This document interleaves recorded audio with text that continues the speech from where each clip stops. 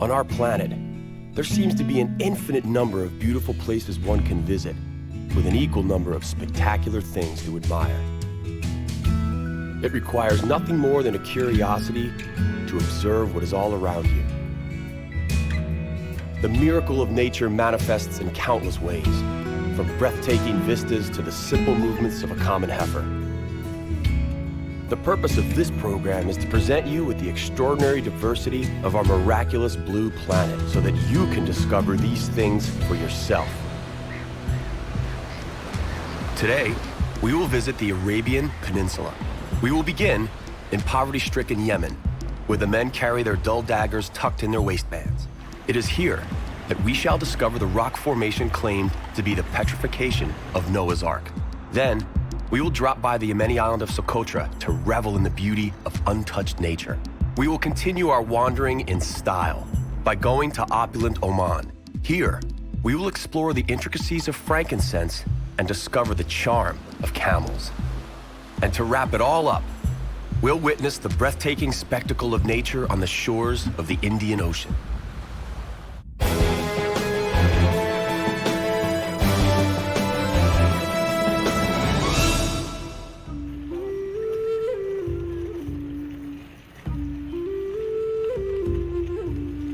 Yemen stretches across an area of 500,000 square kilometers and is surrounded by some of the world's richest nations. In the time of the Roman Empire, Yemen used to be known as the Fortunate Arabia. It is universally considered an ancient and beautiful country. Its geographic position contributes to its fortune as well as its misery. Yemen lies in the crosshairs of a cultural and trading intersection. Unfortunately, it is also directly in the path of an important military zone. The Yemeni territory has been subject to the reign of countless empires and kingdoms.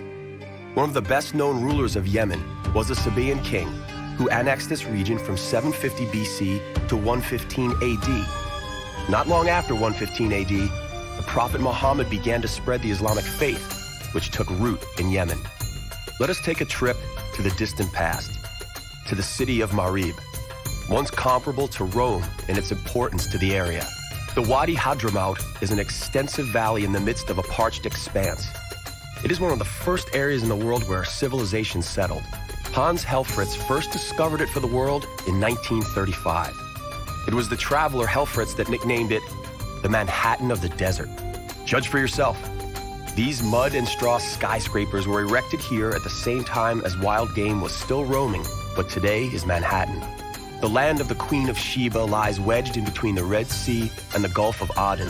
There used to be an extensive dam here which facilitated the irrigation of an area of 10,000 hectares. Such a feat of irrigation was unheard of at the time. The dam split the surrounding land in two. It was for this reason that the area became known as the Land of Two Paradises. Though it is almost impossible to imagine, on this very spot, the Garden of Eden existed around 1,000 years BC, literally, right here. The topography has radically changed over the last 3,000 years. Well, something did survive the lapse of time. Look carefully at this rock formation. Doesn't it resemble a ship? The Yemeni people believe that this is the petrified Noah's Ark. It's almost as if the Ark fossilized, captain and all. The captain of the Ark was none other than Shem, Noah's son. The Yemeni believe that Shem became petrified because he refused to become a Muslim. In Yemen, one rule applies more so here than anywhere else in the world. Every man is supposed to carry a knife. We're not suggesting that there's anything wrong with that, but the fact is that most of these daggers are completely dull and meant only for ornamental purposes. The Yemeni jambiyas will differ in design not only depending on the status of their owners, but also based on the area where that owner lives. According to Yemeni custom, when a boy is no longer allowed to be among the harem, he carries a jambiya to symbolize that he has become an adult. The intricate patterns on the daggers often attract more attention than the dagger's blade. Here in Yemen, there are seemingly a countless number of places you can go to watch the craft of dagger making. Your dagger experience would not be complete without stopping to watch by a street vendor bargaining and squabble with a buyer. The scene bears a strong resemblance to a sporting match, complete with a clear winner. the seller always wins.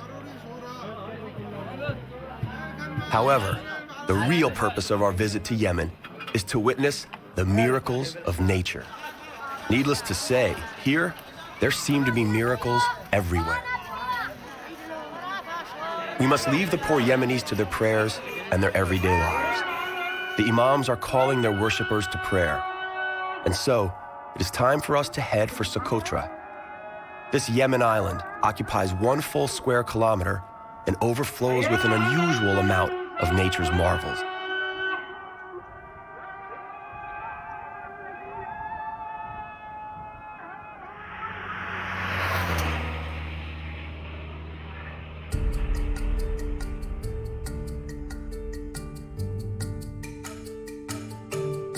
We are on Socotra, a somewhat remote archipelago that is considered more poor than the mainland of Yemen. But for biologists, Socotra is a veritable paradise, comparable in importance to the Galapagos. The unique and fascinating characteristic of the local fauna and flora is closely linked to its geological history. Scientists consider Socotra to be the most remote piece of dry land in the history of planet Earth. The high degree of endemism is the result of isolation. The endemism is what makes the entire archipelago a significantly remarkable location, both for its biogeography as well as in terms of evolution. 30% of the 900 plants here are endemic, and 10 species are unique. In fact, the pomegranate and the aloe plant originated here. There is so much to admire here.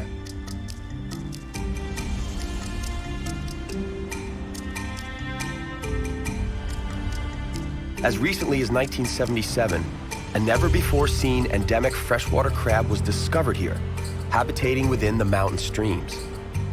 Despite the existence of this unusual crab, we can't overlook the abundance of common crabs on the shores.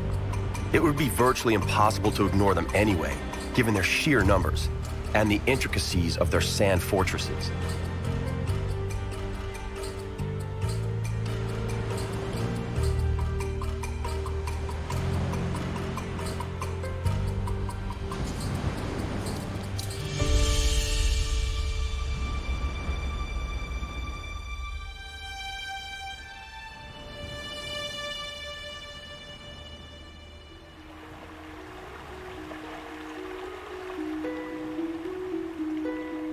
What could easily be overlooked if one is not careful is a narrow strip of nature that evokes an otherworldly impression. This is an outright botanical gem. Mother Nature manifests her might here, in the midst of endless sand.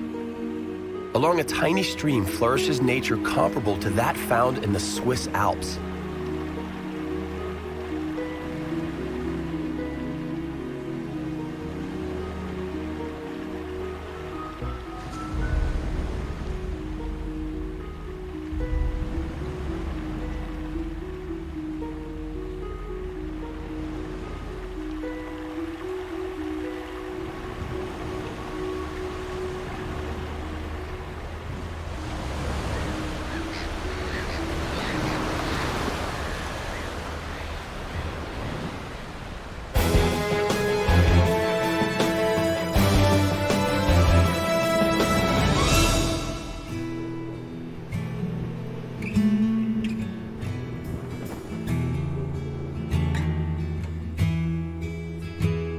Everywhere you look, something utterly unique can be seen. The locals refer to these plants by a somewhat unflattering phrase. As far as we can translate, they are called the backside of an elderly fat lady with her head buried in the ground. Nevertheless, not even a hideous name diminishes the awe with which scientists view the Socotra desert rose. In order to survive in such harsh conditions, the plants here evolved so as to preserve water in an exemplary manner.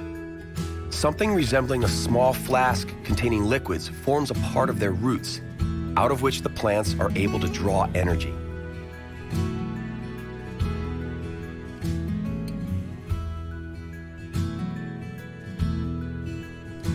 Socotra is veiled in myths and legends. The mythical phoenix bird left his fiery nest once every 500 years to circle human abodes and bring to them life-giving fire on his glowing feathers.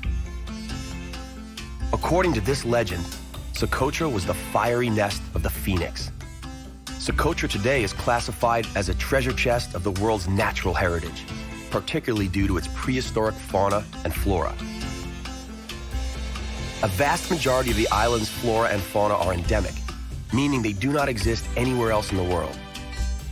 Among the best known is the dragon blood tree, Dreissena cinnamomum. It resembles a giant mushroom. Its treetop is made of long, thick green needles. The tree survives on dew that collects onto these needles at night. Each of the dragon blood trees are hundreds of years old. Oddly, they almost never reproduce. There are no small trees here. The dragon blood tree has a red sap, cinnabar, which the local people collect and use as an antiseptic or as a colorant. In the past, this sap represented a valuable export. Roman warriors smeared their bodies in the dragon blood tree sap so that if they became injured, they would have a clean wound that would heal faster. In those days, it was truly worth its weight in gold. Let us not disturb this mesmerizing piece of land. What nature created over thousands of years can very easily cease to exist within a single decade.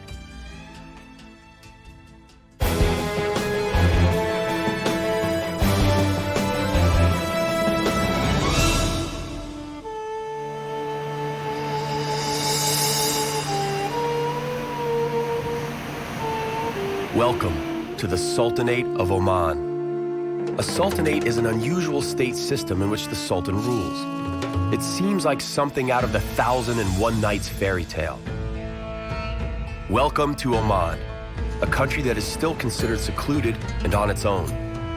Despite the vast oil-based wealth of Sultan al-Qaboos, who has aggressively sought to bring modernization to his country, Oman manages to preserve its traditions due, in part, to its lack of accessibility to the rest of the world. The greatest source of financial wealth of Oman may be oil, but the Omani landscape is blessed with a deep history and natural beauty that manifests splendor with literally every step. Magical wadis, what we would call valleys, are ever present. Wadis are created when the occasional water flows through dry regions, eroding the soil. Immediately after the rare periods of rain that occur, the water flows rapidly and creates the steep walls of the valleys. The most spectacular wadi in Oman is Wadi Shab. Its source is near the provincial town of Tiwi. The road into the pass meanders through some amazing natural beauty along irrigation canals.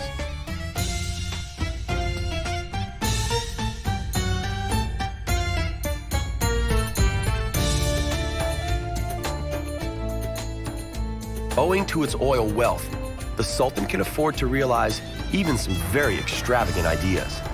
For instance, here, in front of the Sultan's palace, they lay red asphalt instead of a red carpet.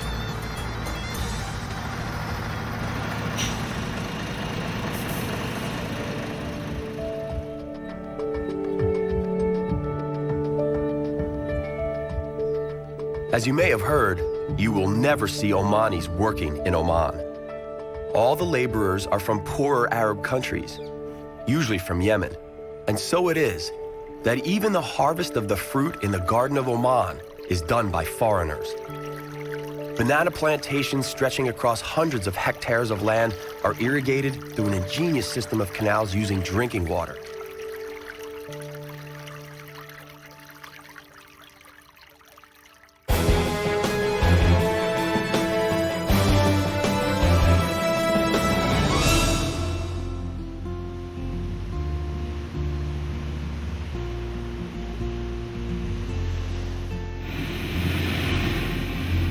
This, however, is exclusive of the natural underground wealth.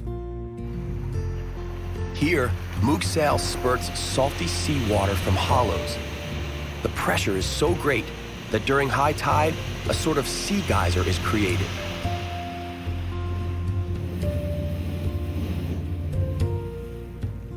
Long before the oil wealth began filling the Sultan's treasury, an entirely different commodity was the main source of income.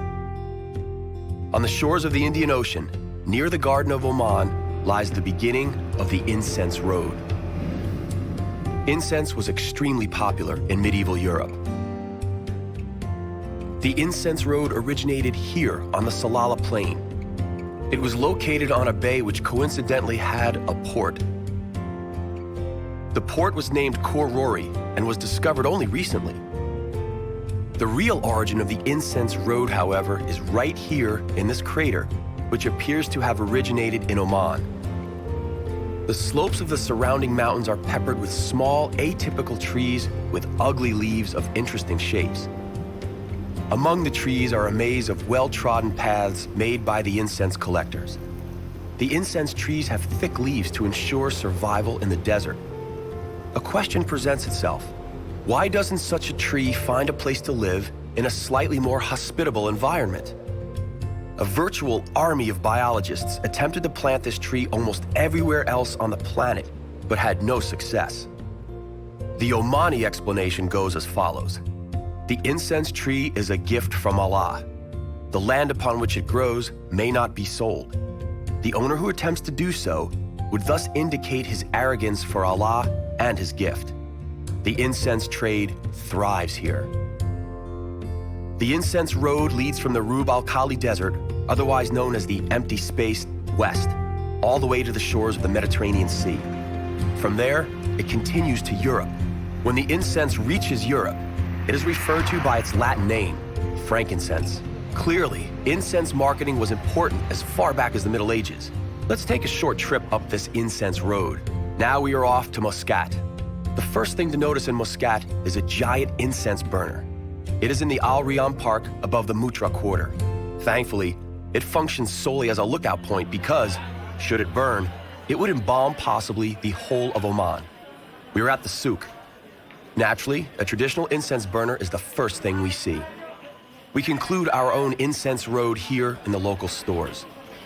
Different varieties of incense are available, including sandalwood. The place is enveloped in a lovely scent, which emanates through the entire souk.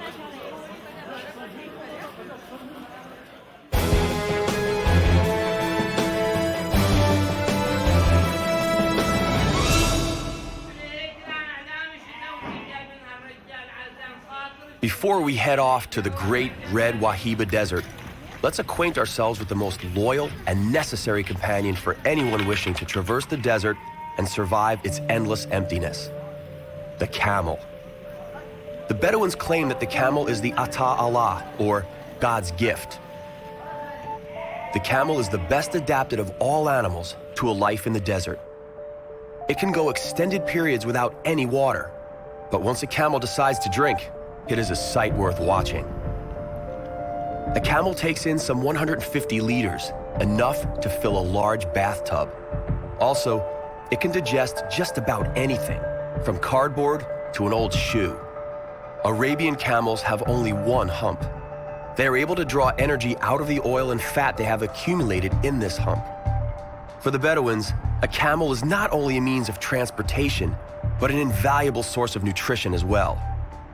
Bedouins drink camel milk and eat camel meat. Camel wool is used in weaving rugs, sacks, and tents. Camel droppings are used as fuel, and the skin and stomach are used as vessels to carry water and milk. The camel is, in every sense, absolutely necessary for survival in the desert.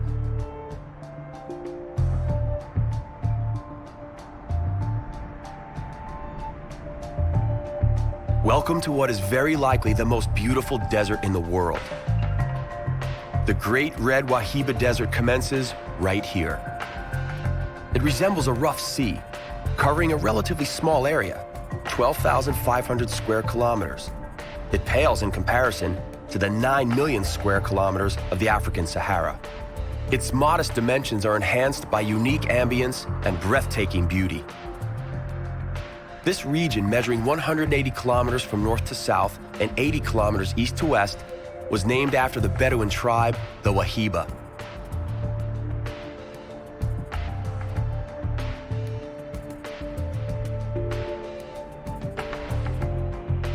sand dunes, measuring as high as 100 meters, are continuously enlarging as a result of the prevailing monsoon winds. For all but a few, this is a remote and hostile place, only crossed by caravans of Bedouins. But appearances are often deceptive. Even in this apparent wasteland, we find life. Having originated during the Quaternary period by the continuous impact of the southwesterly monsoons and northern trade winds, this desert is the home to 16,000 species of animals and 160 types of plants.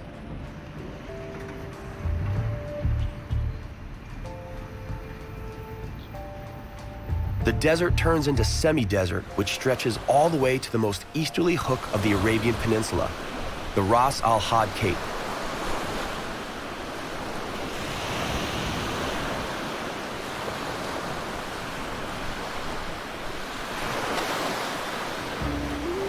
A stunning beach at the very tip of the Arabian world.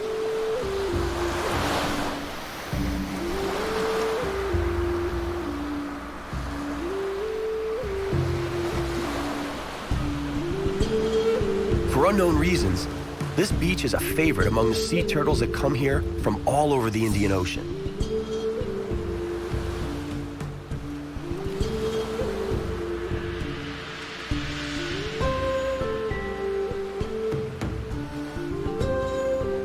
These huge sea turtles beach themselves from the ocean just past midnight. They emerge onto the beach in respectable numbers in search of the perfect spot to lay their eggs.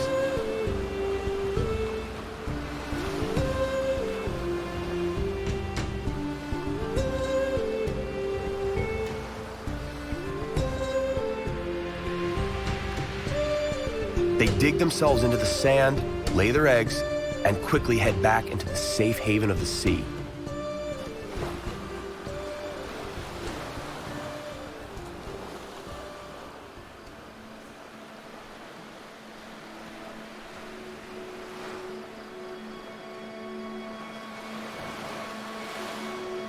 Sometime later, troops of turtle hatchlings follow into the depths of the ocean.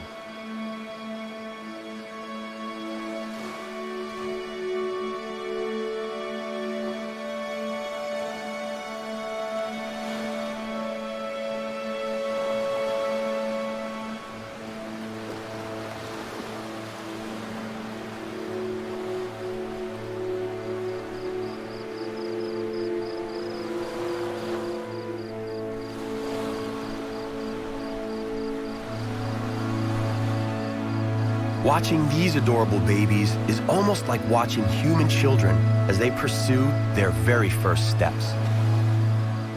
They must reach the waterline before dawn, as the heat from the rising sun would scorch and kill them. They are literally running for their lives. Sadly, many of them actually go in the wrong direction away from the water.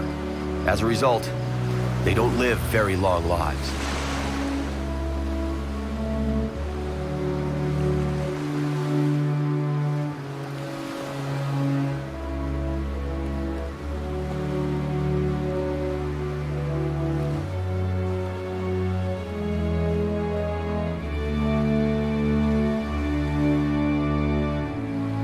For those that make it into the Indian Ocean, we wish them bon voyage.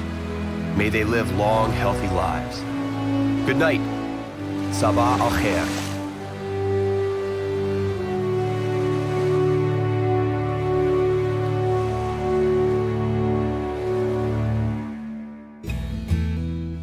Our journey to the miraculous nooks of our planet comes to an end, for now. On the next exploration of our compelling and bountiful planet Earth, we're going to the Caribbean. We'll discover an ingenious and very considerate way to visit the rainforest in Antigua. On Barbuda, we will watch a colony of magnificent frigate birds. From the Caribbean, we'll go to New South Wales, one of the Australian territories. The breathtaking Blue Mountains are a favorite destination in New South Wales for tourists and mountain climbers alike. Then, we'll return to the Caribbean. We'll venture to the British Virgin Islands. That's all right here on Miracles of Nature. We hope you'll join us.